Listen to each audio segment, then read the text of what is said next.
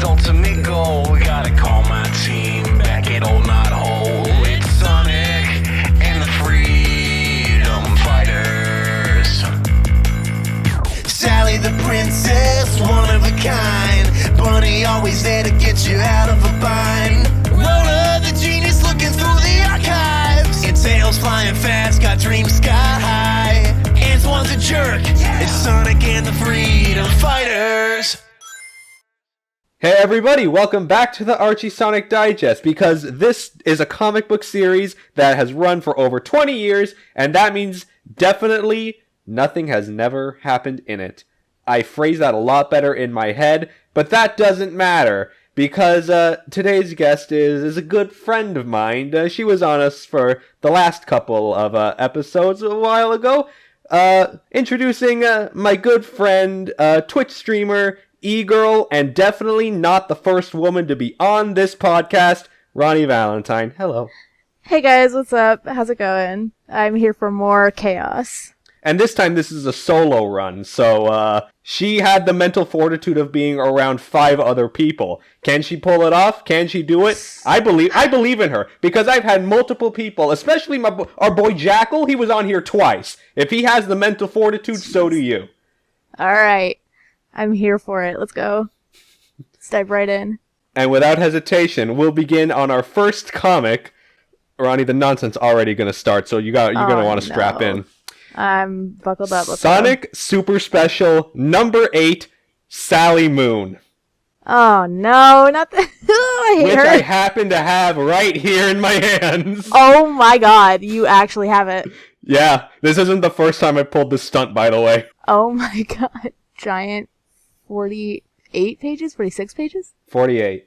Oh my in god. Fact, would you care to describe what it is you're looking at, or is it indescribable to you? Well, I think that's Eggman Robotnik in the background with Sonic in the front. Is that Amy in the bottom right corner? That's because Amy, yes. I'm spotting her. That's my girl right there. And then Sally in a purple and cream looking outfit? What is going on there? Well, the title of this comic should give you an indication. Sonic Super Special. Okay. Are they superheroes? What's going on? Well, we'll know. We'll get into that right now. All right. So this particular story, called Zone Wars Prelude, written by Dan Slott, art done by James Fry. This is very important, but I'm going to put a pin in that until the end, because I got a little something to share about that. Okay. We open on the No Zone, a space where everything is rotated by 90 degrees, and we see someone calling out for the focal character, a character named Sonic the Zone Cop. Oh, no. Saying a zone breach is in process and is told to deal with the issue of Sonic now in combat with an alternate version of Robotnik by the name of Dr. Ivana Robotina, and told to get reinforcements. Oh, okay. Continue. We see then Sonic fighting this alternate Robotnik, and he's stopped by someone from the same zone, and I quote, "In the name of justice and the Mobius Moons, it's my duty to stop her." I'm sorry, wait. Is this Sailor Moon? Pretty Soldier, Sally Moon, and Chibi Rose. No! Oh my god! This is why you had me on this episode! Yep, you got it. You fucking got it. Oh my god! So, right as Robotina goes to attack them, a rose gets lodged in her neck. She's knocked out cold, Oh, no. with Chibi Rose pointing out the source, Tuxedo Knuckles. No! Knuckles! Tuxedo Knuckles! Tuxedo Knuckles! I can't. Continue. And, of course, as expected, these versions of Sally and Knuckles have a little bit of a thing going on for them, and which confuses Sonic even more, demands answers, which then is where Sonic shows up, shoos the parodies away, and says, "Alright, Sonic, listen up, buddy, listen. My job, I'm a zone cop, and it's my job to maintain multi-dimensional order, and make sure no one else goes into zones they don't belong." Sonic's immediate response is, "Well, you sure do a good fucking job considering the fact that I've been to so many different alternate zones before." And he literally says, Sonic says, "Oh yeah, that's because I let you do that." Oh my god. Favoritism? Well, good catch. Sonic basically says, yeah, all those times, like when you first went Super, when you met Anti-Sonic, recruited all those alternate Sonics across the multiverse, those are not a coincidence. Like, I'm looking out for you, man. Oh my god, it really is favoritism. To which Sonic says, he's like, well, why me? Why did you let me do this? Sonic says, quote, because you're Sonic Prime, the true Sonic of all dimensions, and it's his destiny to become the most pivotal hero of all time and space. Wow. Wait, okay, so is this favoritism or is this narcissism? It can be both. I think it's both. I think it's both. Alright, cool. Sonic the Zone Cop, defending these zones, but letting Sonic do whatever the hell he wants. I'm in, let's go. And as Sonic leaves, Sonic, in a little bit of frustration, says, quote, if that's so, then why don't I get the girl? And that's the bookend. Which, fair question. Fair question. Fair question. Why don't I get the girl? Now, before we move on to the next story, I have a point to make. So, I introduced the writer, Dan Slott. If anyone listening thinks that name is familiar to them, it might be. Because after he wrote this story, a couple years later, he went on to work for a little company called Marvel. Oh. And went on to write a story called Into the Spider-Verse. Oh! This is not a joke. I wish I was joking, in fact. Really? Yeah, really. In fact, I remember hearing a story about when he was at like some comic book convention, someone came up to him with this comic and said, yo, sign this. And he was like, holy shit, I never thought I'd see this ever again. Oh my god. He signed it, obviously, and talked to him about, yeah, I wrote this story because I wanted an in at Archie. I wanted to write for, like, the main Archie comics at the time. Mm-hmm. And I don't know if that ever worked. I think writing Spider-Verse was a pretty good, second. Good second. Yeah, absolutely. Yeah. What was his name? Dan Slott. Dan Slott. Good on you, man. If there's any good alum, good alum from this era of the Archie Sonic comics, good for him. Good for him. Yeah, honestly, good for him. So, with that out of the way, we'll go on to the next story, Running on Empty, by some more guest writers, Roger Brown and Nelson Ribeiro, Jim Amos doing the art. It's a very simple story. Sonic is just hanging out with Amy, sitting with her atop a hill, and says, oh yeah, I have the super speed and all, but there's this one time where my speed almost got me killed. Direct quote. Oh. The story goes, Sonic heard Sally crying out for help, goes to get her, and sees her tied up, and in my notes I have here, in the same pose as the crucifixion, might I add. Oh. Okay. It was actually Snively springing a trap. It was fake Sally, Sonic gets electrocuted, but spares Snively thinking that was the worst he could do, and Snively just looks away smugly. Sonic runs into Sally's caretaker, Rosie. She's gathering apples to make an apple pie, asks Sonic to accompany her, and he sees a fallen apple on the other side of the orchard, runs to grab it, but realizes he can't stop, and runs face first into a tree, knocking down all the other apples with him. Of course. How old is he here? 15? Yes. 15 and running into trees, even though he's been speeding around his whole life. That's crazy. It is. So, it's all good. She got her apples, and as they're walking back, Sonic sees a Robotnik drone overhead and runs to catch up to it. And he notes that he's running a lot faster than usual, but looks back to see himself collecting metal junk, and it's gravitating towards him. Oh, okay. He can't stop when he sees his friends in Knothole, just misses them, skids to a halt, but ends up burying his friends in garbage. And you know what? Who hasn't done that? Let's be honest. You know what? I agree. Yeah, it's not his fault. We've all done it. Yeah. We've all been there. He who is without sin shall cast the first stone. Absolutely. So, seeing this as a problem, Rotor has Sonic run on a treadmill to test his new limits, but it overloads and burns up. Oh, okay. But he was able to salvage some data, and says accordingly, the ray Snively hit him with not only enhances his speed, but also his metabolism. Every time Sonic runs, he's naturally accelerating his aging process. And on that note, Sonic shows up to the meeting basically as an old man. Oh. My man's got gray hair. It's not pretty. It's not a pretty sight. Wow. Yeah, they really went off when they designed Jim and Mosh. Like, you went off, and you had no reason to do so. Yeah. Does this get cured? Well, I mean, you know. No, just Sonic's old, like, forever now? Well, to find that out, Oh, no. the Freedom Fighters go into Robotnik's base. Rotor does manage to reverse up the polarity, but Robotnik shows up and 6 SWAT bots on them.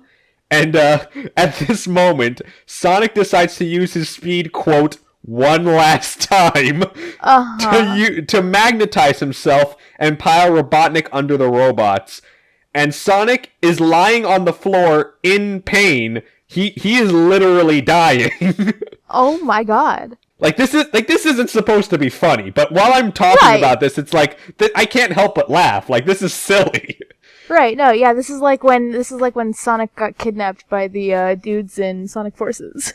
Exactly. Like, this is silly. Like, why is this happening? So Sonic's dying on the floor, as expected, and Sally decides to play a gambit. She runs to Snively and says, listen, use the machine one last time and put Sonic out of his misery.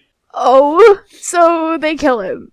Well, what happens is that Snively shoots him, Sonic is re-energized, and the Freedom Fighters go home, and Snively is just pissed that he fell for the ruse. Okay. So you just reversed the whole thing. Yeah, Rotor reversed the polarity. So, in science fiction mumbo jumbo, that just means that he turned the on switch into reverse. Of course. You know. It's all good. Invert the power. It's chill. I get it. This next story, Den of Thieves with writing and art done by Frank Storm. He's done some other work for the comic. He's mainly a DC comic guy. Right. Okay. But we're focusing on Monkey Khan. In the Eastern Continent, we see Monkey Khan stopping ninjas who are ransacking a nearby temple. They vanish, and the people running the temple say that these were ninjas of the Yagyu clan, known for their sleight of hand tricks. Khan, with the 2 temple attendants, Liu Mei and Liu Fang, go to the Yagyu base at the Haunted Lake to get the loot back. All normal names that I did not butcher at all. Yeah, no, you did really well. Those are all, like, very Asian names. They sounded Chinese, almost? I think that's what they were going for, but I'm just the messenger here. Please direct your attention to the writer of this comic. Actually, don't. Please don't harass anybody. Yeah, no, we don't harass people here. We appreciate history. We appreciate history, and we appreciate the art and the hard work and talent that they poured into this comic. Yes. So on the way, they're attacked by Yagyu and are led into a trapdoor and are attacked by a robot inside. The story simply ends. Khan thrusts his staff into the robot's control panel, reverses the polarity, and the robot then attacks the Yagyu and chases them away. Chimei and Fang get the loot back, the day is saved, Khan goes home. Okay. Good job, Khan! Good job. Good work. And now the last story for this comic is called Ghost Busted, written by Jay Olivieris. However, I must point out that this is actually an adaptation of of Sonic the Hedgehog Sad AM. That is the same episode with the same name. Okay. Which is interesting that they would do that this late into the comic. Of course. Do go on. Basically, like, the beats are basically the same as it is in the episode. Tails tells a story when he was out on a mission with Sonic and Antoine. Antoine falls down a ditch. They rescue him. Antoine says he got spooked because he thought he saw a ghost. Later the night, Sonic is telling ghost stories as Antoine's trying to sleep. They fall asleep. Tails in the corner sees a figure moving about and screams. Sonic jumps out, freaked out. Sees Antoine not in his cot. They move out, see a figure moving. Sonic says, chill out. It's Antoine. He fell in some bushes. He's just sleepwalking. Let's just all go back to sleep. Next morning, the 3 are packing up, go back to Knothole, find a medallion under Antoine's cot, to which an actual ghost comes to claim it, and they run back to Knothole, swearing never to speak of this again. You know what?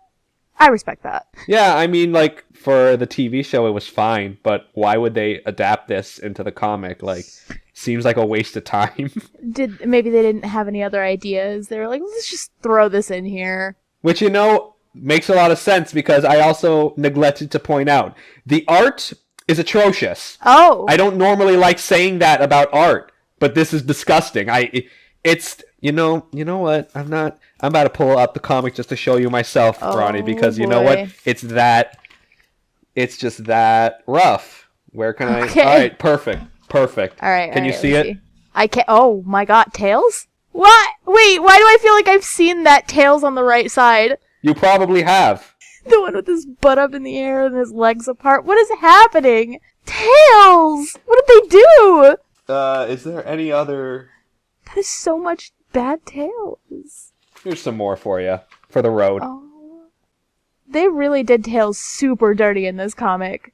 Who's that in the bottom right on the... Oh, is that Monkey Khan? No, that's not a monkey. Who are you referring to? The one with the white background with Tails, Sonic, and another guy. Closer to your face. Oh, you mean this? Is this what you're referring to? Yes. Who is that? That's Antoine. Antoine! They really did him dirty. I'm not gonna lie. Oh my God. This is so ugly. If you guys get a chance to look up this comic, just admire this artwork, please. So, that's that done. That was... do you feel enriched after seeing that, Ronnie? I feel a lot of things. Enriched is possibly one of them, maybe? Alright, fair enough. Gosh, damn. Alright, what a comic that was. None of those stories felt cohesive. They're not supposed to be. The super specials are more I don't want to call them vignettes, but there's one or two main stories and then a couple extra just for good measure. Honestly, it kind of feels like they just had the extra comics or the extra work lying around. It's well, let's put this to good use. Let's release a super special, whatever. Gotcha. Let's move on to our next comic, Sonic the Hedgehog number 69. All right. Nice. Funny number. Let's go. Oh, a crucial thing I forgot to mention to you, Ronnie. In the previous episode of the Knuckles comics, another thing happened. They happened to find Queen Alicia, Sally's mom. Oh. And also Sally's long-lost brother. That none of them knew she even had. Hey, you know what? Nobody remembers Sonic's siblings. And that's for good reason. That's for good fucking reason. I love Sonic Underground. Come on. So we'll open... I'm not gonna fucking... Just gloss over it. God damn it. Okay. So we open in the Castle Acorn Medbay. The Dr. Quack is overlooking Queen Alicia's medical cryostasis. Says, listen, in the state that she's in, she's not gonna get better, but she won't get any worse. So we can look at this problem fully and... We're good, kind of. We can progress like this. Sally is understandably a little pissed that her mom's survival and her brother's existence were kept secret, but the king basically responds with, it's complicated. Ah, of course. Dad of the year. Yeah. He proclaims that with Elias here, he can be the royal successor instead of Sally. So, you don't need to worry, Sally, about, all the responsibilities, loyalty. Do whatever you want. You're good now. Your brother that you didn't know existed, he'll take over for you. Don't worry about it. Have fun. Wow, that's fucked up. She spent her whole life being princess. Well, I mean, she doesn't lose her title, but, Well, yeah, but, princess in training for, ruler. Yeah, but honestly, Sally's kind of relieved because, we did see exactly what she would have had to go through if she were to accept it, and she was clearly conflicted about it, so I bet she's more relieved, but not positively, though. She's relieved not in a positive way, though. Gotcha. They just replaced one problem for another problem. Anyway. Of course. Meanwhile, the Freedom Fighters are walking along to the castle. Sonic is telling everyone stories of his travels, and as we see...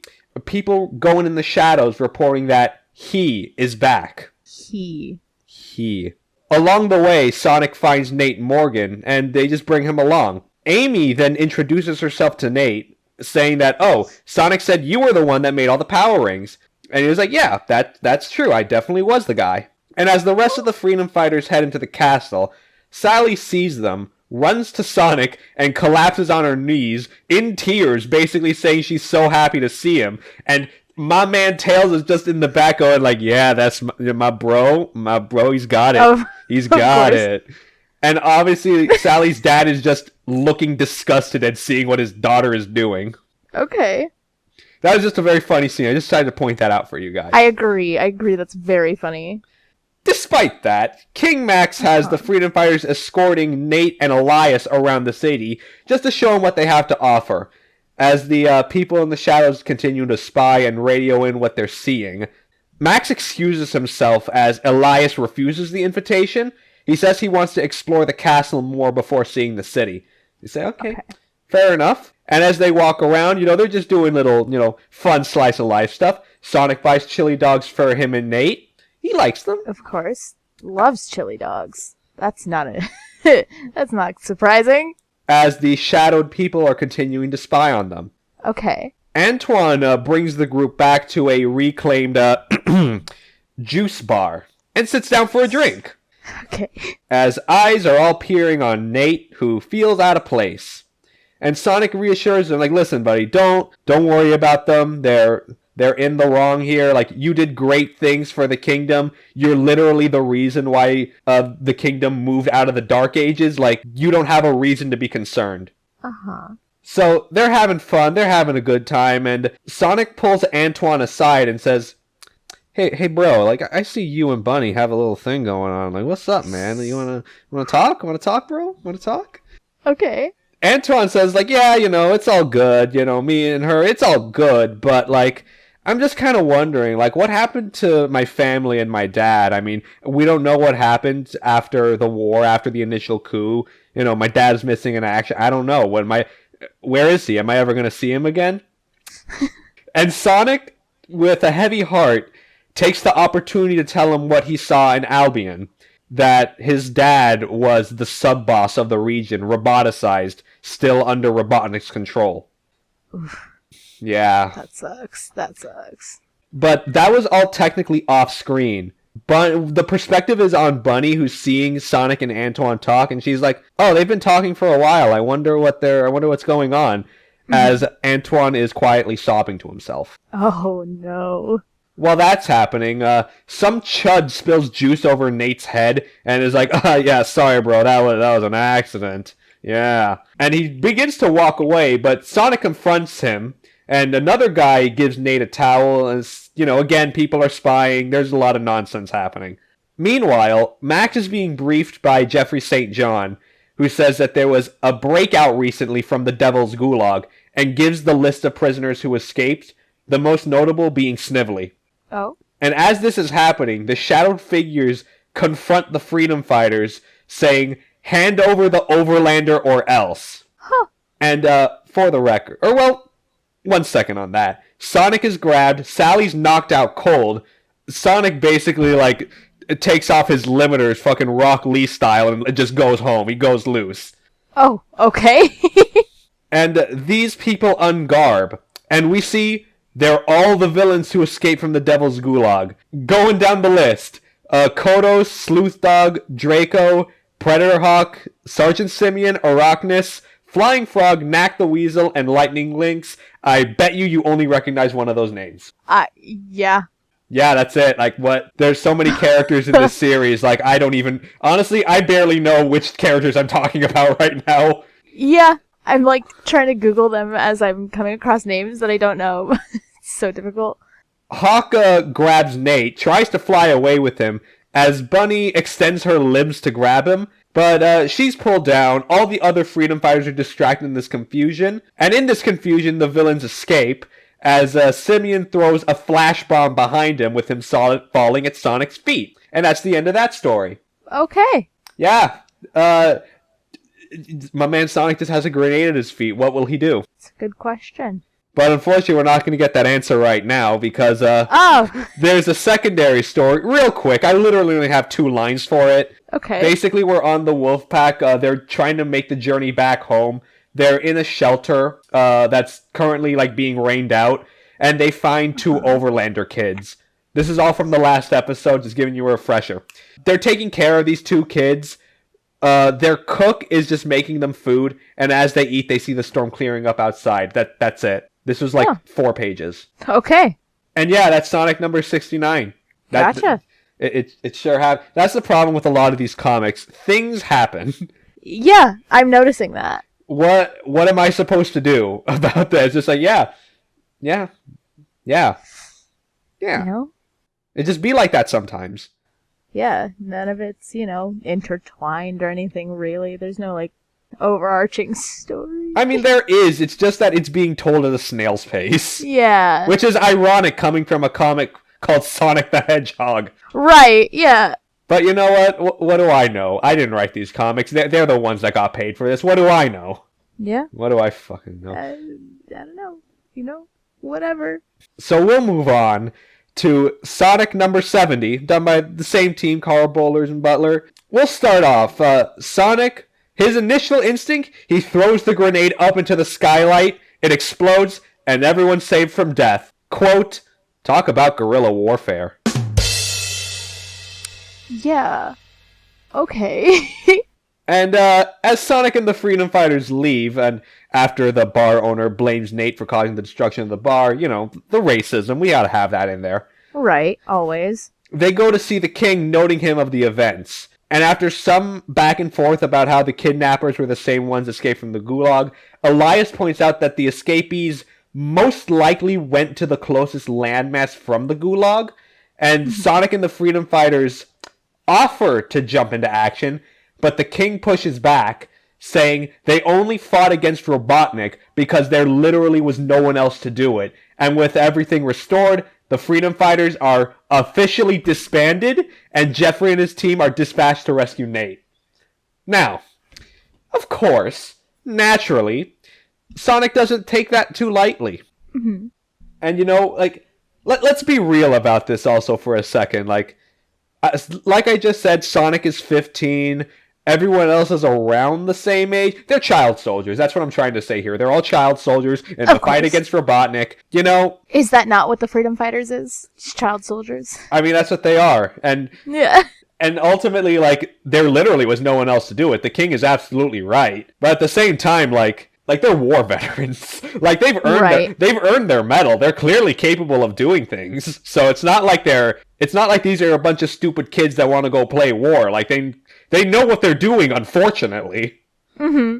But that night, Jeffrey and his team take a submarine to West Robotropolis, to which Robotnik was using as a testing ground for secret experiments, according to their reports. Sonic got there first, pitching Jeffrey off that he has no business there, the Freedom Fighters are disbanded, why are you here? You are acting against the orders of your king. And Sonic is saying, hey, yeah, the Freedom Fighters are disbanded, but I'm here as a free agent, offering my services to you. Meanwhile, Snively is trying to coerce Nate into providing his services to him and his gang, unconvincingly. Sonic, walking with the Secret Service, overhears a sound coming from the sewers, but the team goes on and ignores Sonic, as Jeffrey finds a parked shuttle, thinking the escapees are inside. Jeffrey's plan? Surround the building with the team and order them to come out with an unconditional surrender. Sonic pushes back, saying, hey, listen, we have the element of surprise here. Let's not waste it, man. And if they can't have it, if it goes wrong, Nate can go from kidnapped victim to hostage. In this moment, Jeffrey has actually a legitimate candid moment and says, look, I don't care about Nate. This is all just orders to me. And he, like many Mobians, really hate Overlanders because of the Great War. And their actions put Queen Alicia in the state that she's in. Oh, dang. So look, I'll be honest about here. The racism does go both ways, but that doesn't make it any good. Yeah, of course. So it's just fucked. This is fucked. Whoa. Yeah. But on the other hand, it is just orders to him. And really the only reason, as I mentioned before in a previous episode, the only reason King Max likes Nate is because he's basically part of his father's royal court. It's a long story, but The point is he has a deep personal connection to Nate. It's all good. He wants his homie back. Okay. But Jeffrey is just like, look, listen. Yeah, I understand he's the king's like childhood friend, but like I don't really care. Like if I get him back, I get him back. If I don't, like yeah, I'll have failed the mission, but like I'm not gonna lose sleep over it. Right. So Sonic pushes back, saying you can't personally blame Nate for the Great War and all the things that happened as a result. Uh-huh. The man exiled himself from all society during that point in time. He doesn't know anything about the Great War, probably. And this leads to Sonic and Jeffrey punching each other. They're going at it real hard. A foot soldier yells at them to stop, to which Jeffrey responds saying, hey, listen, I'm the highest rank here. Mind your business, buddy. To which the soldier unmasks himself, reveals himself as Elias, and says, oh yeah? You're the most outranked here? I'm the highest ranked? Oh. That gets Jeffrey to shut up, as expected. And inside Kodos is threatening to basically execute Nate, axe to the neck, and is like, alright, listen, buddy. You got your choice. Like, what's it gonna be? And Nate, staring at him, unfazed, no fear in his eyes, do it. Take you, like, he just straight up says, like, fuck you, bro, take the swing. Yeah, okay. Right then and there, a bomb is thrown in. Was about to detonate, but it's a dud. The team charges in anyway.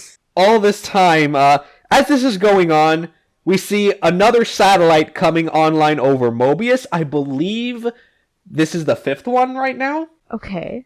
Sonic goes in, saves Nate by whacking Kodos on the legs a few times. And it's super speed enhanced, so a few seconds and the man's like out. An earthquake shakes underneath them. The building collapses under their feet. And underneath out comes a giant roboticized kraken. Entangles everybody. But then, bomb blows up. Frees the heroes. The villains are arrested by the Secret Service. And all's good. All's kind of good. Okay. Sonic tells Jeffrey, though, that, oh, hey, buddy, I got a gift for you. A little parting gift. Maybe even just take it as an apology. Down Under's #1 villain, Crocbot. I got his head for you in my biplane. And on that note, that's when they see the biplane fly overhead with Kodos, Arachnids, and Hawk flying away. Okay. Awesome. Yeah. Good comedic timing. Yeah, very, very good. And we still have one more secondary story to go. And Ronnie, I think you're going to like this one. This one might resonate with you a little bit. All right. Written by Paul Castiglia, art done by Chris Allen and Jim Amash. Sonic is having a nightmare. He's monologuing. He sees himself flying over Sandblast City. The place he condemned. You remember that? Yeah, I do remember that. So he's flying over it. The plane gives out, and as it's falling, he falls into the mouth of the statue of himself that he destroyed. Oh. And then that's where the nightmare ends. He wakes up screaming, heart pounding, and unable to sleep for the rest of the night. He has no idea what the dream means, but he just wants it to stop. Understandably. Uh-huh. Okay, yeah. One night, he decides to let the dream continue, and falls into the mouth and falls face first onto the ground, to a world where everyone reveres Sonic for his exploits, to the point where he's mobbed by the locals, and is eventually taken to the Sonic Adventure Archivists, the people who chronologue his adventures. Oh my god. And the 3 people, who are literally 3 dudes, like, I really think that these are just 3 Redditors personified if I were to describe them. Okay. They chronologue and debate Sonic stories, one of which talks to Sonic about, oh, bro, you and Sally should definitely get together, bro. Yeah, I got you, bro. I ship it. Another says that, oh, I agree, but in all honesty, I would have had her be a martyr to the cause. She would have been a great symbol to the freedom fighters under such a state. Yeah, kill Sally. Which, by the way, that was like literally Ken Penders' thought process. Uh-huh. Actually, like not even. That's really giving him too much credit. Uh-huh. Because I believe the quote in regards to what he wanted to do with Sally was, so in the events of Endgame, Sally was, like, killed off, but, brought back and all that. But originally that was meant to be real. Oh. And Ken Penders' reasoning was literally, Sally was cramping Sonic's style. You know what? I agree. Jesus Christ. I don't like Sally Acorn. I really don't. Ooh, that's a hot take. Is it? I feel like a lot of people don't like her. And then, like, a lot of people do. But it's 50-50. You either hate her or you don't. You know, I'll take that. I'll take that. But these three Redditors can agree on one thing. Quote, Sonic can do no wrong. Okay. And it's those words which shock Sonic back to reality. Tails comes in to check on Sonic, and Sonic basically just has a heart-to-heart with him, saying, listen, man, I feel legitimately guilty about condemning Sandblast City. I've been having nightmares over it. Like, I can't help this. How do I deal with this? And Tails says, hey, listen, Sonic, it's not the point to be perfect. Just be there when you're needed. And those words are which put Sonic back into a relative level of comfort. That's good. And that's the end of that comic, Sonic number 70. I liked that ending. Yeah, me too. Like, you really don't see, like, emotional, like, sincerity like this in the comics. Yeah. That's a hard topic to cover, too. Grief. Especially in a situation where it's, like, a back-end story, which is, like, literally a third of the comic. So you know what? Yeah. Like, there really was, like, a good, like, emotional rise and resolution here. Like, I appreciate... congratulations. I applaud this. Good job. I agree. I am also applauding. Good job. Paul Castiglia, you're good. You're good. Yep. You get a pat on the head, and not to this next writer though, because we're here for what you're all here for. Don't kid yourselves. We've got Knuckles comics. Come on, let's give it up. Let's go Knuckles. Oh no. So of course, Knuckles number 22 is our next comic. Okay. Do I even need to say it? Written by our man Ken Penders. Of course. Ken Great. Penders. We love you. We love you out here, man. We love you. It's not foreboding at all. And art by Jim Valentino. Normally, Mandy Galan is the artist for the Knuckles comics, but I guess Ken Penders decided to shake it up a little bit. Okay. To shake it up. We open on an Echidna counselor's house being broken into by Dark Legionnaires and attacked in the middle of the night. And we see a woman Echidna, a woman Dark Legionnaire leading them and saying, hey, buddy, why are you out here railing against technology despite the fact that you've got, state-of-the-art high-definition TV, video phone, CCTV, while the citizens only have the bare basics? Huh. And this guy is being dragged away with the leader being taken back to the center. That's what it's called. Okay. So, all right. Before we continue on, I gotta applaud Ken Penders for the diversity in his comic. More female fascists. You love to see it. You love to see it, folks. Hell yeah. Let's bring on those female fascists. Yeah. The next morning, we see Knuckles talking with the rest of the Brotherhood, angrily asking why he's been kept in the dark for so long, with the other Guardians saying, look, listen, basically, you're not ready to know about a lot of other things, including his father and his current whereabouts. We then hard cut to his dad, Locke, in a ship taking off with Remington, the chief of police, Laura Lee, his ex-wife, Win Macer, his ex-wife's lover, and Julie Sue Knuckles' lover. Right. I remember them. Yes. So, Remington asking Locke if, oh hey, dude, guy to guy here. I'm guessing things didn't go well with Laura Lee. And he basically says, yeah, it didn't, but don't worry about it. Then Julie Sue goes up to Locke saying, hey, do I know you from somewhere? To which he says, yes, I'm Knuckles' dad. She's taken a little aback by this, but she doesn't have enough time to process, as everyone's dropped back off into Echidnapolis, and Locke leaves to go back to Haven. So then we see this, the Legionnaire leader. She's taking the counselor into this chamber and leaves him in there. The guy is literally pleading to make some kind of a deal, but she doesn't want to hear it. Uh-huh. The next thing we see is Dimitri, also known as Enerjack. We see 95% of his body replaced with cybernetics, saying it's finally payback time. Remind me what cybernetics are. Basically, think it's like roboticization, but not fully. Okay. Got you. So, like, what Bunny has. Not even, because No. Bunny was, Okay. like, accidental. Theirs was deliberate. Big Got difference. you. Big difference. Okay. As Remington is driving Laura Lee and Windmaster back home, the street that they turn onto is blocked by dingoes holding a protest march, demanding the echidnas treat them equally. I wonder what parallels I could draw to what's going on in the real world, but it's coming up to a blank. Yeah, no idea. Yeah. None at all. So, Remington steps out saying, I sure hope cooler heads will prevail, and goes on the megaphone saying, listen, you guys are allowed to protest, but be considerate and let traffic through. My next immediate line, Ken Pender's a radical centrist. Okay. They're allowed to protest, but hey, you guys are, I don't like what you're doing. You guys are really annoying me by blocking traffic. I guess I'll have to vote to disenfranchise you. What? I'm sorry. You shouldn't have blocked traffic. I'm sorry. Okay. So as he's yelling that, a Molotov cocktail flies over the crowd and near Remington's feet, and it breaking causes a brawl between the echidnas and the dingoes.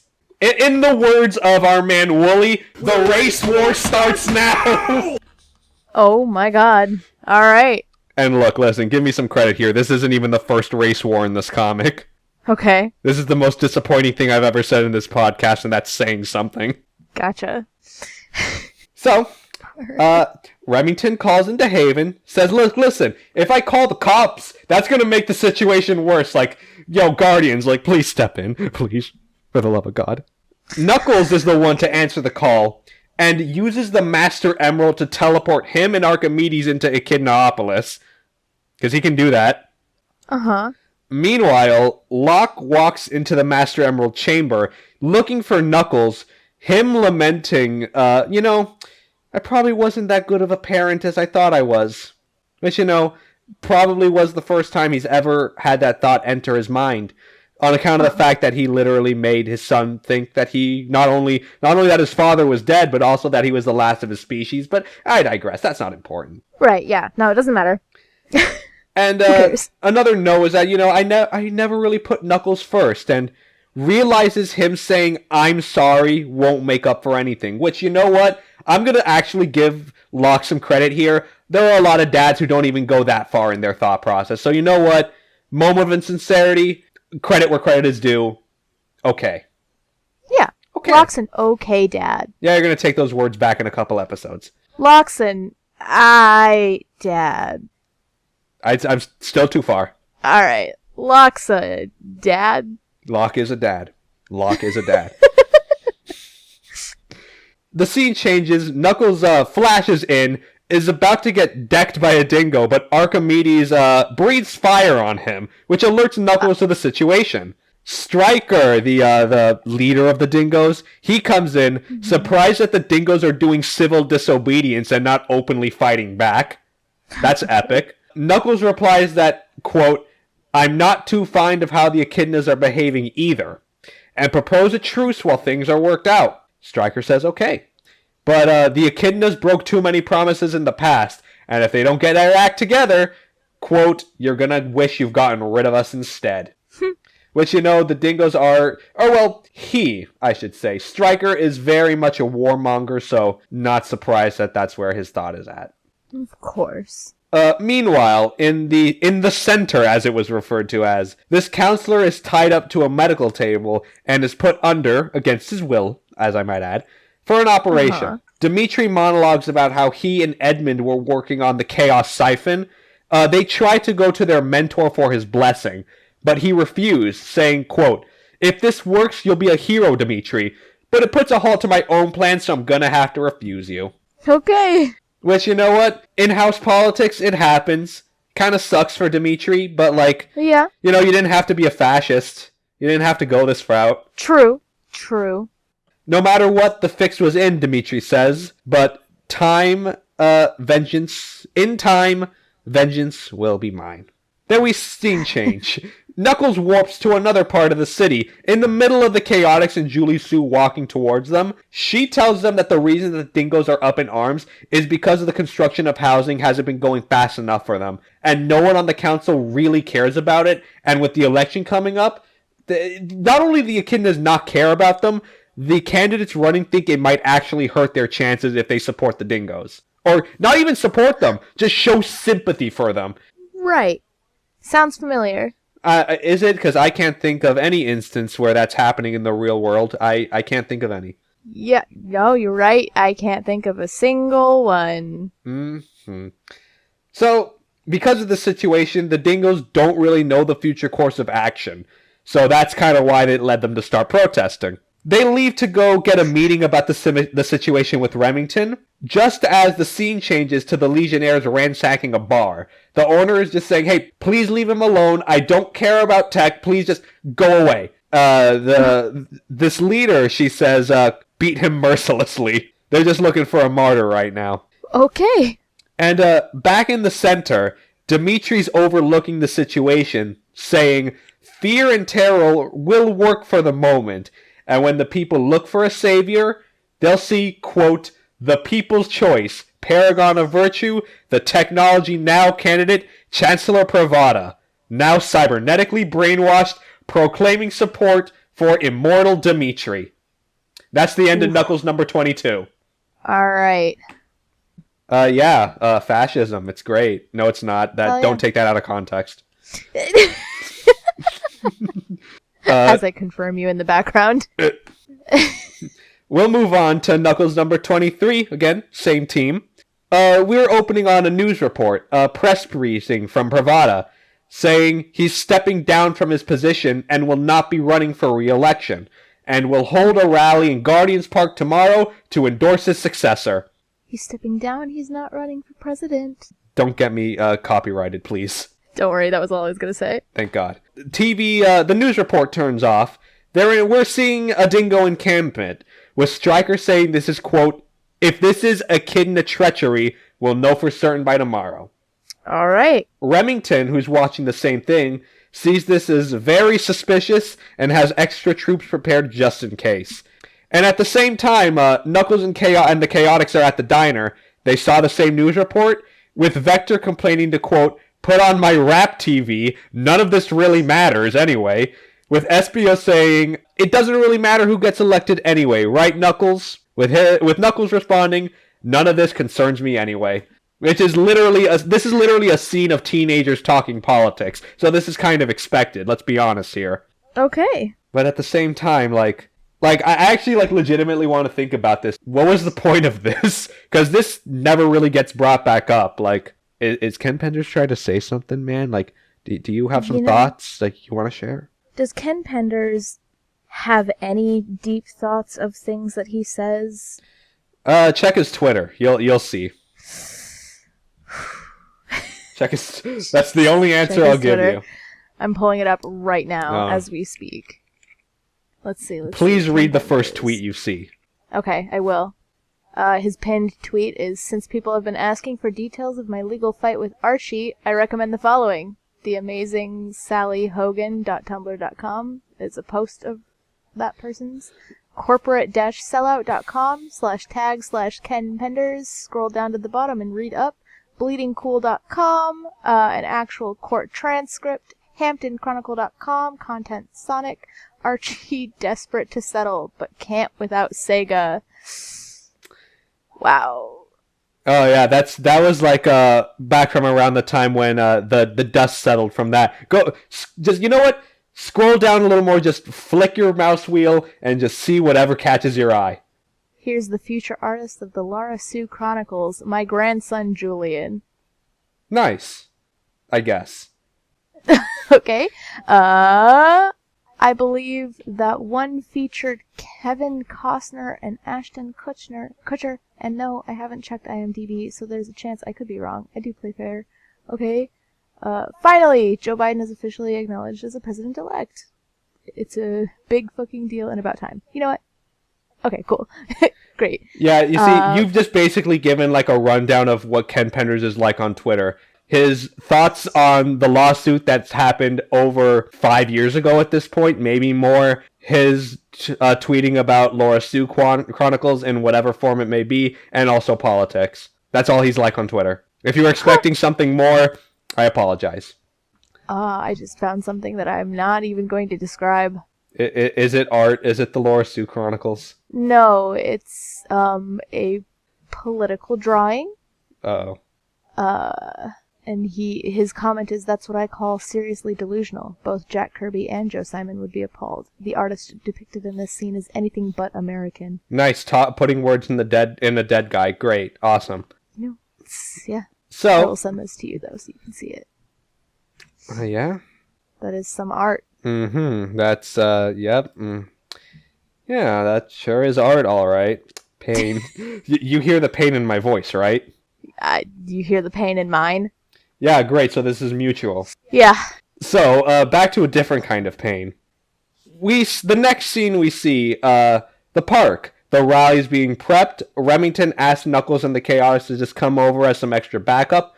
Tells him that before, Pravada was really determined to run, only facing opposition from the token opposition leader. So this is a little suspicious. It's a little weird. Right as Pravada comes in a golden limo. And Knuckles even points out that, like, hey, isn't this a little hypocritical for someone, like, leading you guys who has a society that's renounced technology to have something that high spec? To with Remington saying, quote, "That's why we have a system to decide such matters." Okay. No, not okay. That doesn't mean anything. No, I didn't say it did. Just okay? I'm just accepting. Yeah, I'm just accepting that those were words that you have said. Okay, great. And I guess in the notes here that I wrote while I was reading this, I said, I guess he's saying that if the people really think he's a hypocrite, they'd vote him out. But even then, in the moment, I don't really know what this means. Yeah. Yeah, I legit don't know what he's trying to... Ken, what are you trying to say? I can tweet you, but I don't want to do that. We could tweet him. So... Moving on. Moving on. Pravada comes in with someone else, someone that Remington doesn't recognize, and as he takes the stage, he's introduced as the next High Counselor, Benedict. Benedict! Yeah, this is a very normal name for someone next to him named Pravada. Is it Benedict Cumberbatch? Next to the Devil Wears Prada. Of course. So, Benedict gives a speech, says, "Our forefathers built a technological haven and rejected it out of fear." And while he's giving the speech, Dark Legionnaires are beginning to march into Echidnaopolis, and says, "For now, for once, the people, you have a choice, a true choice. Bury your heads in the sand and listen to the lies of the old corrupt regime, or embrace the technology that we ourselves created." It's beginning to look a lot like Echidnaopolis. A direct quote, "Ask not what the sons of Dimitri can do for you, but what you can do for the sons of Dimitri. A vote for me is a vote for our freedom. Hail Dimitri." And then they do a salute. I'd have it described. The right palm raised over the hand, index and thumb fingers extended. Oh. Okay. It's vaguely... I know what it is, but it also kind of reminds me of the fairy tale sign. But higher up would be fairy tale, and backwards. Like this? No. So, like, finger pointing upwards. Like this? Hand flipped around, yeah. There we go. And all the way up. Okay. Yeah. Okay. That's fairy tale. All right. But unfortunately, we're not talking about fairy tale. We're talking about techno-fascism. God, can we talk about fairy tale instead? Is there...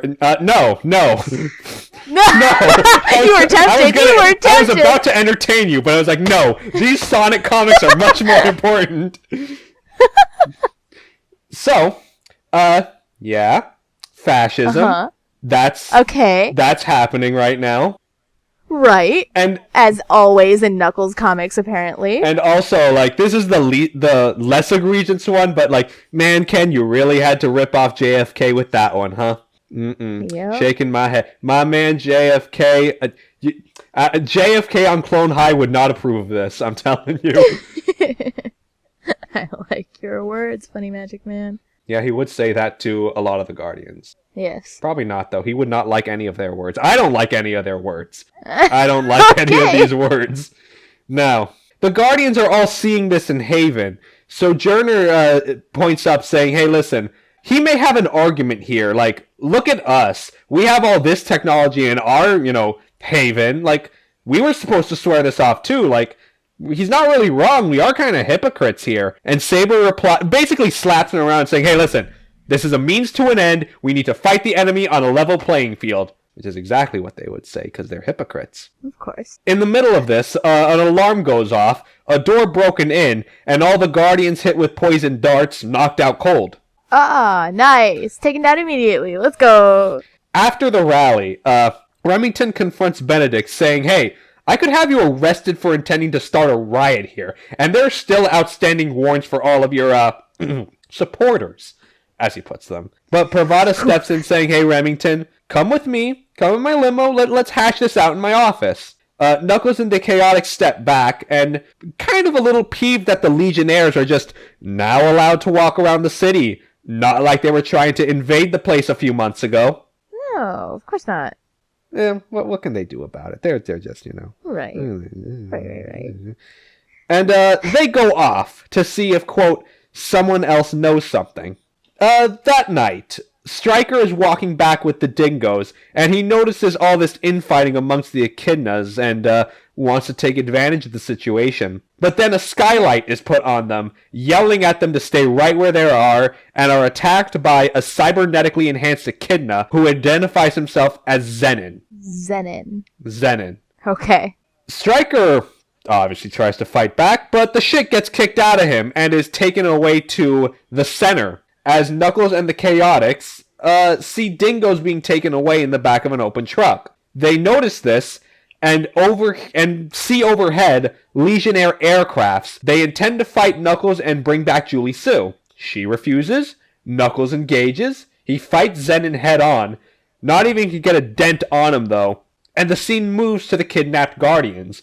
In the center, and in comes who they thought was Tobor, but he reveals himself as Moratori Rex, the one who let them all into Haven. Oh. Moratori contacts Dimitri, saying, look, the only ones missing right now are Locke and Spectre. What do you want me to do about this, boss?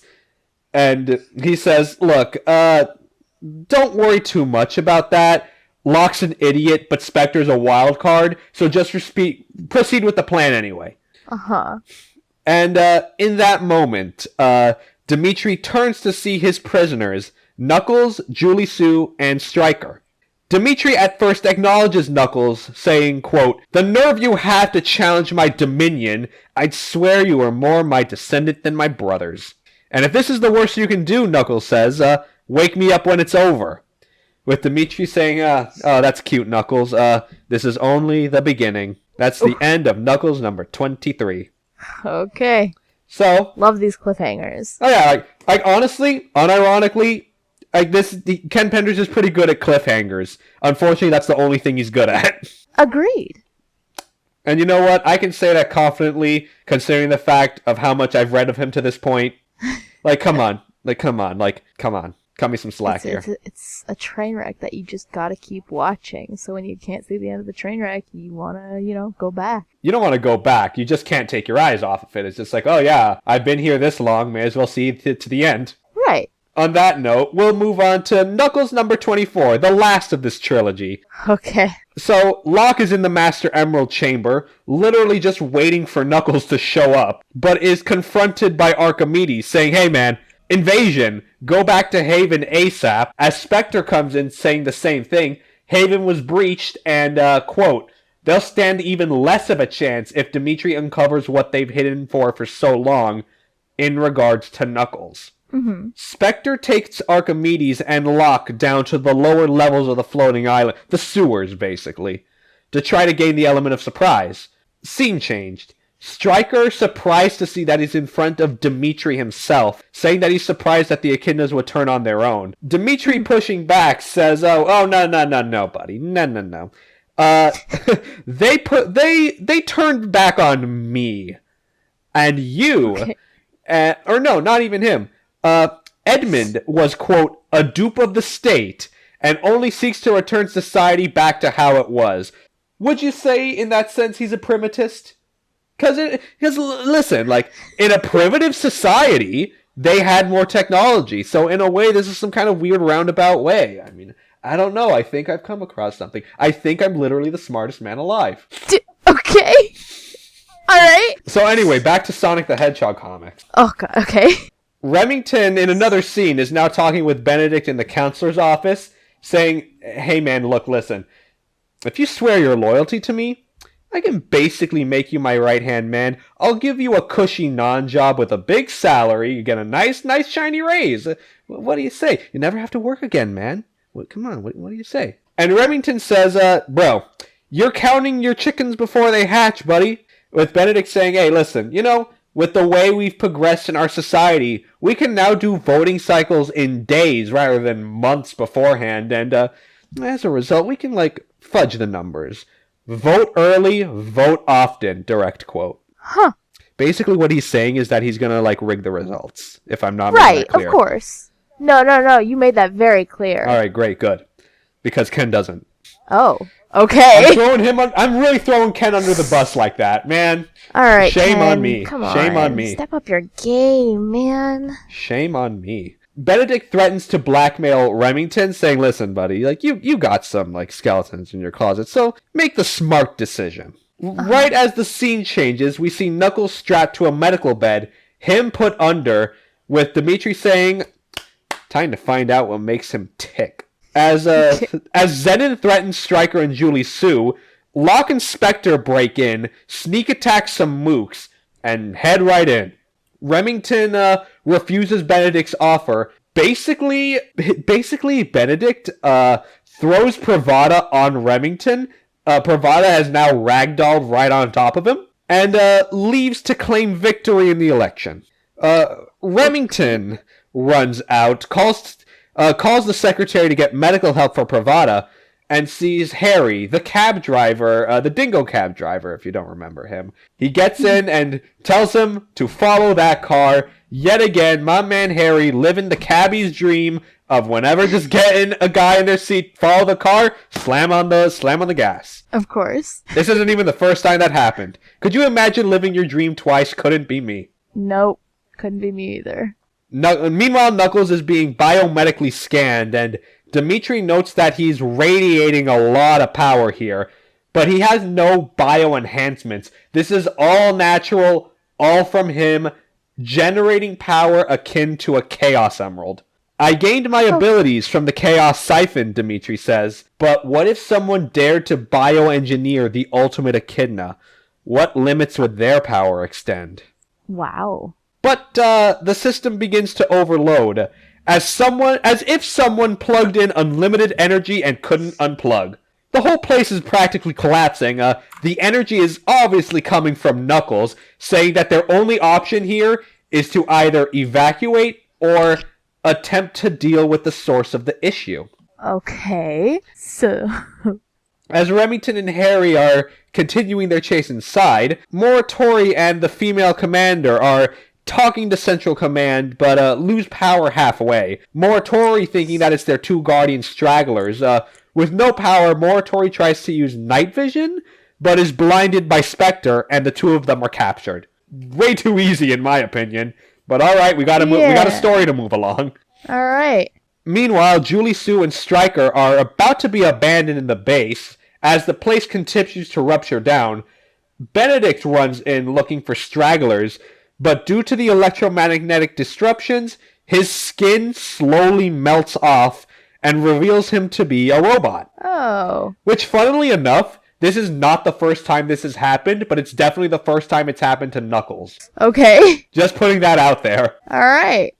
Remington and Harry follow. They see this, rescue Julie Sue and Stryker. Harry's calling for the medics. Remington thankfully finds Knuckles alive. He's good. For the most part. He's good. Okay. Dimitri, however, escapes. He monologues that he lost a lot of Legionnaires in both the collapse of the Center and the raid on Haven. But Benedict did win the election, but since his circuits were fried, we thankfully had a backup just in case. Alright. And also, to note, the node in Pravada's brain was taken out due to the power surge, and now he's left brain dead.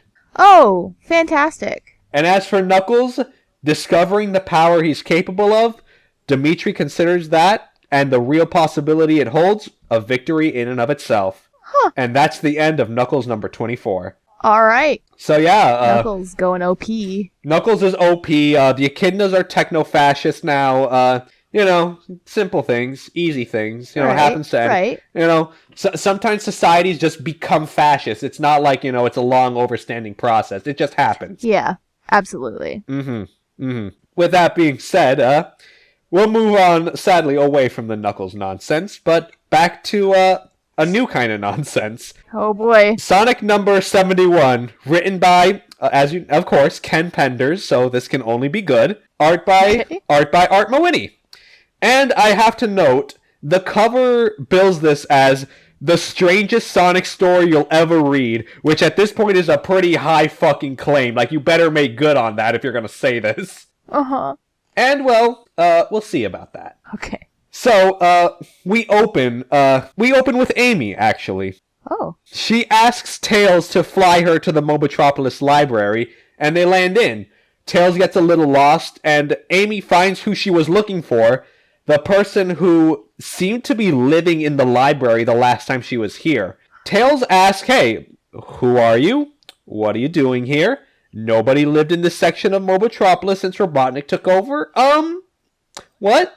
And this guy introduces himself as Jeremiah, an archivist who's been working to preserve literature from the pre-Robotnik era, specifically the works of his grandfather, Kirby, and gives them the book that he was working on.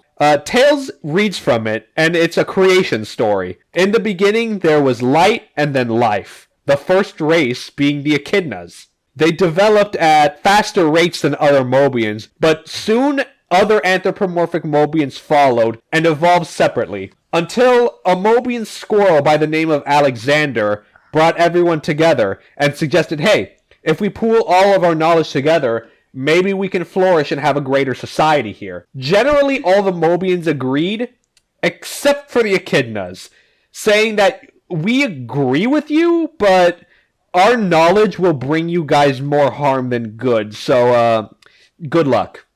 Okay.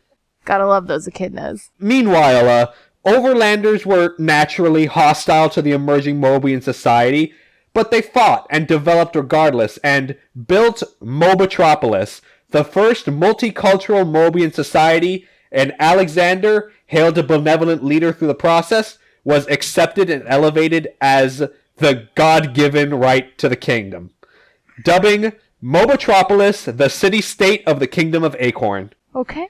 And Tails begins to read about how, the peace did not last long, and the story cuts off with a stinger. Whatever started the Great War in the first place? That's the end of that story. Whew, deep questions. And yeah, if it's... Also, the art does show that there is a family resemblance, so Sally is descent of this king. It's all the same lineage. Huh. How far back does this go? We don't exactly know, but yeah, that's the origin story of the kingdom. Wow. And now, we'll go on to what's considered the B story, done by Carl Bowlers, art by Stephen Butler. And I need to point this out. This is a story that's actually told in reverse. What it is, we open on Sonic, who we see having his adventure era design now. He's taller, green eyes and all. Okay. Sally saying, quote, so let me get this straight. You used Nate's Super Emerald to prevent a weird time beam from destroying Mobius? 20 minutes earlier, a layer that was over Knothole Village vanishes, and the people are seen celebrating, saying, yeah, Sonic did it. Yeah. He did it. 40 minutes earlier, Sonic is all strapped up to run, tracksuit, goggles, the Super Emerald strapped to his back, and he takes off. He says he's running faster than he's ever had before, tapping into the energy of the Super Emerald, first turns him into Supersonic. And as he races through the Deerwood Forest, he transforms again into Ultrasonic. And in this transformative state, as he's running through different terrain, it also transforms him continuously. He runs through the Great Desert, transforms himself into Solar Sonic. He goes through the Great Tundra into Polar Sonic. And with the Great Rainforest, he turns into Eco Sonic. What do any of these Sonics do? That's a guess as good as you have to me. Okay, cool. Yes, this happened. This is a matter of, I think, all on the same page, more or less. Wow, and they're never used again? Never used again. What the hell, Ken Penders? This is Carl Bowlers, not Ken Penders. He's not responsible for this. And by the way, for the record, there's no really... I mean, none of the super forms really have that much variation. Like, Super Sonic is just yellow. Solar Sonic is like a bleached red. Polar Sonic is just white. And Eco Sonic is green. Whoopee. Okay. With Sonic running at the same rate as the rotation of the planet, time begins to accelerate on Mobius, moving the time beam away from the planet as Nate predicted, which I guess Carl Boris was inspired because I'm pretty sure that has happened several times over in Superman, The Flash, whatever. I can imagine. 30 minutes earlier, the time beam hits Mobitropolis, forcing time to stop on top of it, and if it were to be removed, time would go both forward and backwards simultaneously, ripping apart the fabric of reality. Nate has a solution, and shows off the Super Emerald. 10 minutes earlier, Sonic runs out shivering, saying, "Oh, we did it, Sally, we broke through the barrier," but notices she's not there. Sonic tries to go back into Knothole, but is blinded by light, and goes to get help. 8 minutes earlier, Sonic and Sally are in Knothole. All the Robians in there are moving backwards in time, them going unnoticed. Sally notices that leaves are falling up. Sonic's parents are talking in reverse, and that's when she realizes, oh, time is moving backwards. They try to leave, but they're stuck inside Knothole. They can't touch the oak tree slide since it's part of the past as well. So Sonic has an idea. Holding on to Sally, he uses his super speed to vibrate the molecules in their body to slide out of the time warp that way, which I am fairly certain was also a plot point in The Flash. Yeah, that sounds like the Speed Force thing. 10 minutes earlier, Sonic and Sally are sliding out in the slide of light, seemingly goes on forever. And Sally almost slips away from Sonic, but he grabs a hold of her and they continue on. 7 minutes earlier, Sally scolds Sonic for going into West Robotropolis against the King's order, but Sonic says, like, hey, don't worry about it. That's it, just don't worry about it. But his spirits are up, the King's spirits are up anyway since Elias came home, and Alicia's conditions are stable, so you're not gonna be scolded that badly. I hope. Okay. But walking into Knothole, they are blinded by a flash of light. 15 minutes earlier, King Max brings in Nate for a hug. Happy he's safe, but both Elias and Sonic are scolded by Max for sneaking off on this mission unconfirmed. Sally comes in, asking for Sonic, to which Max tells her, hey, listen, I don't want to see Sonic right now, take him away. And 59 minutes earlier, another satellite comes online and positions itself to a target and fires a beam of energy towards Mobius. And that was the beginning of Sonic number 71. Okay. Wow. Well, it billed it as definitely the strangest strangest Sonic story I'll ever read, and I guess it did live up to the claim. Really? That's as strange as it gets? I mean, telling the story in reverse, I mean, like, the only way they could top this off if it was a Knuckles story told in reverse. Yeah, okay. I mean, am I wrong? Like, please argue with me. No. I just feel like for being considered the strangest story. I said it was a high claim, and did it live up to it? Like, I mean, in my opinion, probably. Like, I don't know. Like, yeah, we literally talked about a fucking Sailor Moon parody here. Like, hey, that was really good. I appreciated that a lot. Did you? I did. And you know what? I'll appreciate it even more because it was the writer for Spider-Verse who did it. So yeah. So fair points. All fair points. Go Dan Slott. Go Dan Slott. And with that behind us, we now have one last comic to cover. Sonic Super Special number 9, Sonic Kids 2. Oh boy. Yeah, remember that era in the 90s when everyone was, for some reason, was all hype about like, oh, it's your favorite cartoons, but they're all babies? Yeah. Yes. Yes, I very much experienced that. Bratz babies, heyo. And we'll start with our first story here, Zoneward Bound, written by Mike Gallagher, art done by Sam Maxwell and Harvo. Oh. We open on the freedom fighters seen as toddlers. They're playing in the snow, having a snowball fight. They're having good childhood fun, and accidentally hit Rosie, Sally's nanny. Rosie gets a little angry, which leads Sally to start crying. She's like, oh, I didn't mean for you to cry. It's fine. I didn't mean to be so upset. Hey, the nearby lake was frozen over because it's snowing. Why don't you go skating? Why don't you go play hockey? Why don't you go have some fun? And I'll bring you a snack. And they're like, yeah, snacks. They're playing hockey. Sonic's showing off a little bit, going so fast that the friction melts the ice. They say it'll refreeze quick, but for now they need to get back to shore.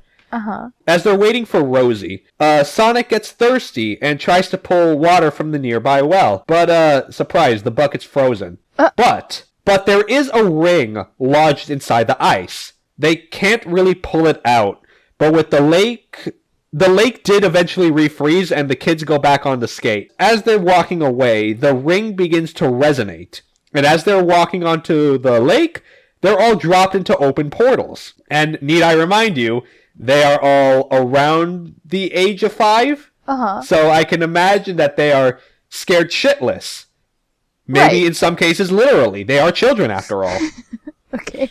Sally is dropped onto a roller coaster with its twists and turns. The car ends up being derailed because the rail ended, and sees the face of her dad, a crystallized face of her dad, with her saying, "It's my duty to continue on and do my best." Like, she understood it to be an omen, which for a 5-year-old, come on. Yeah. Come on. You're stretching here. Come on. As that happened, Antoine, Tails, and Rotor are then dropped into a liminal space, and they see the heads of the ancient walkers. Tails is slowly collecting his friends. They're all in order, and the walkers note, quote, "The chosen one displays insight, and their paths will cross soon." Okay. Sonic, though, sees that he was pulled into a zone, one that's still kind of under construction, and says that, oh, this isn't the first time I was dropped into a zone. The last time that happened, it was with Mighty and Ray. Oh. And also, for the record, Ray has actually not appeared in the comics at this point. This is him being name dropped. Oh, okay. Sonic runs, collecting rings in the process, and pulls up to see the creator, King Acorn's old warlord, Julian. In the moment, he demands that he be called Robotnik, and attacks Sonic basically with the mech from the first zone from Sonic 1, like the Wrecking Ball. That's what it was. Oh, okay. Yeah, it's cute. It's a cute reference. Mm-hmm. He dodges and hits Robotnik's mech right in the hyperdrive, and right as it's overloading, the portals end up spitting Sonic out, and he sees his friends all fine and well. And after that, they then see the ring nearby and go, yeah, this is weird. He takes the bucket, throws it back into the well, and they never speak of this incident again. Okay. And that's the end of that story. All right. We'll move on to the second story, My Secret Guardian. Gallagher also wrote this. Manny Galan, Jim Amash doing the art. Sally and King Max are going to be going on a field trip, as she calls it, to the floating island. Although the king has other intentions for this trip, and considers the possibility of running into the colonel, and wonders if Elias and Alicia are there with a certain someone. As they land, Max goes to pay his respects to the island's guardian, as is custom, and leaves Sally behind for the moment, who overhears rustling in the bushes. And in them comes out a young Knuckles. They ask each other who they are, and upon talking, they realize that they're both heirs to this large, long-standing legacy, and end up becoming fast friends as a result. They bond. They have a good bond, you see. But as they're talking, they get into a little bit of a childhood disagreement over who has their life harder. Like, sometimes things are had. They're comparing problems. You should never do that, in all honesty. But unfortunately, Knuckles ends up pushing Sally. She falls on the ground. and she pushes back and ends up shoving Knuckles over the edge of the island. But it's okay, Knuckles can glide, it's good, it's fine. Yeah. He flies back up, and Knuckles is basically just going, bruh. He tries to headbutt Sally. She ducks, with Knuckles hitting a tree and knocking it down. They both freak out over this. Knuckles saying that he's damaged a part of the ecosystem of the island, and Sally's upset that she can't really get along with a new person. Basically, she's knocking herself down for her lack of diplomacy skills. But she's also 5, so you know, cut him some slack here. Of course. And then they hear Knuckles' dad calling for him. They both manage to hide the broken tree elsewhere. Sally hides herself in a bush to remain unseen from Locke. But Max comes back to find Sally, who is upset thinking that her hiding away would be, quote, an omen that she would have to hide while losing everyone around her and the things that she loved. Okay. She's A 5. dark. Yeah, that's a little dark.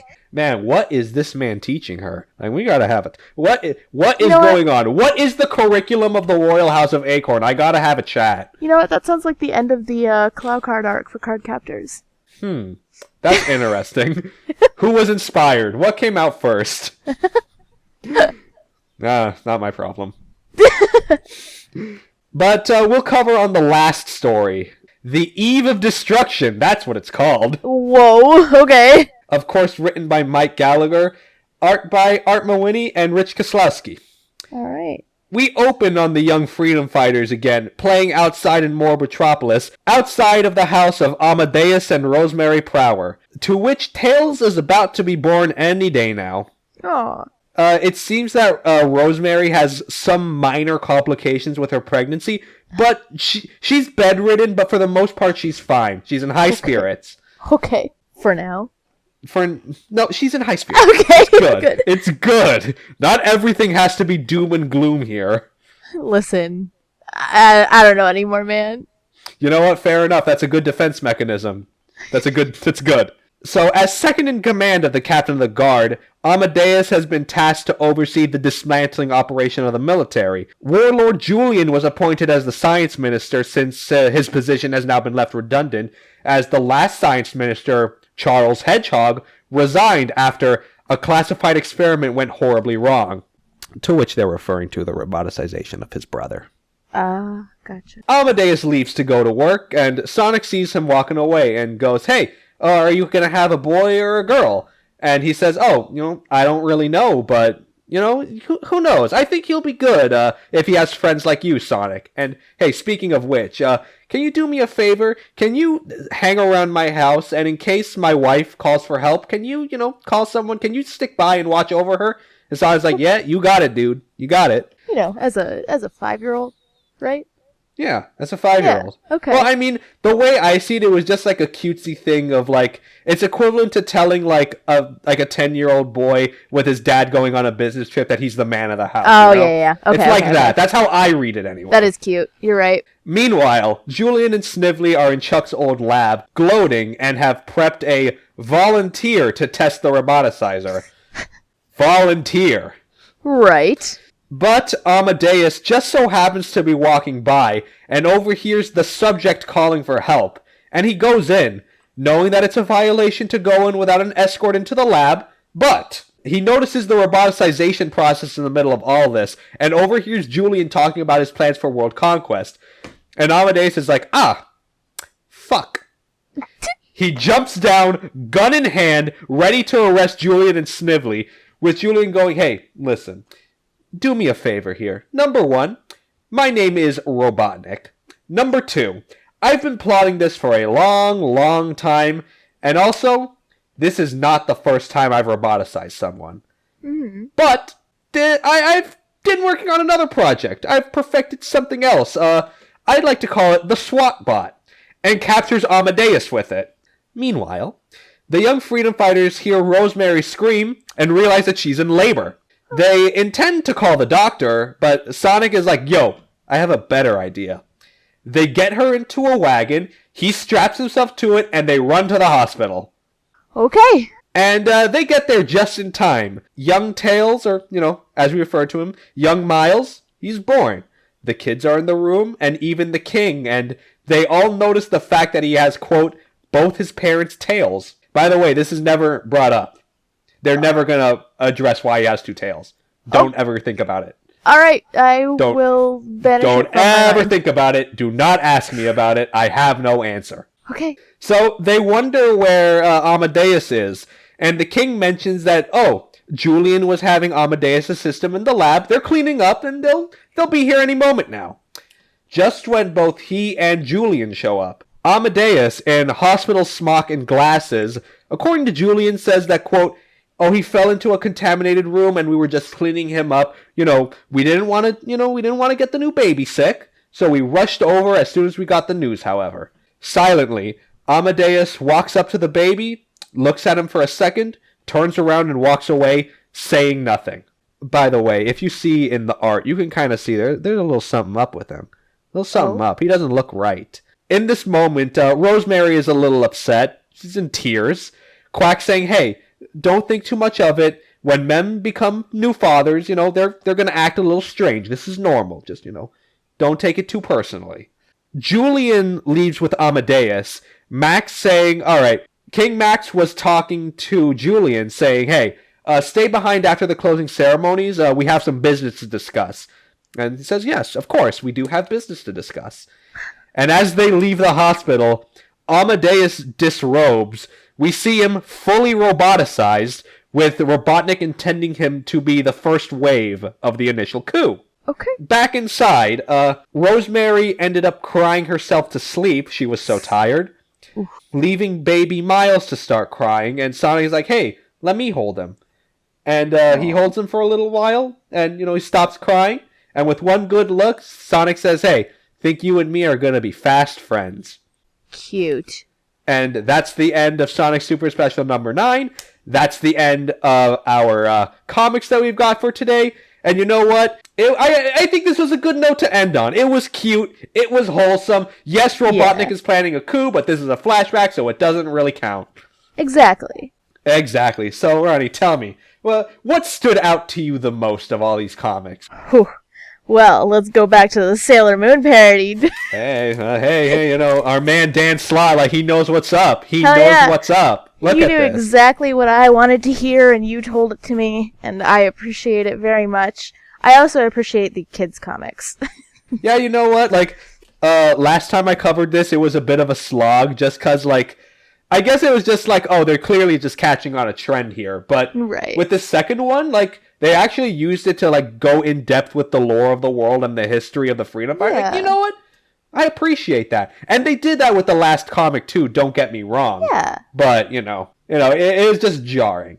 A lot of people really don't like filler. This feels like filler. I love filler. I love it when I get to learn more about the characters that I like, just like doing normal everyday things. It's good stuff. You're right. You're absolutely right. It's very wholesome, very relaxing. You got any final thoughts you'd like to share overall before we head home? God damn it, Ken Penders. I agree. Yeah, no, that's honestly it. There were a lot of words said today. A lot of them meant some things, a lot of them might have meant some things, and a lot of them didn't mean anything.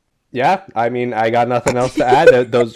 We had words, we were forced to endure them. Yeah. And that's it. And that's it for this episode of the Archie Sonic Digest. Thanks for being here. Thanks for listening to this drivel and nonsense. Sonic comics. Sonic the Hedgehog comics. Hell yeah. And we'll see you next time for a very important issue, one you're not going to want to miss, Knuckles number 25. Not only is this the first milestone for Knuckles, but we're going to have some major developments. Ooh, all right. Major developments. See you next time, folks. Bye, guys.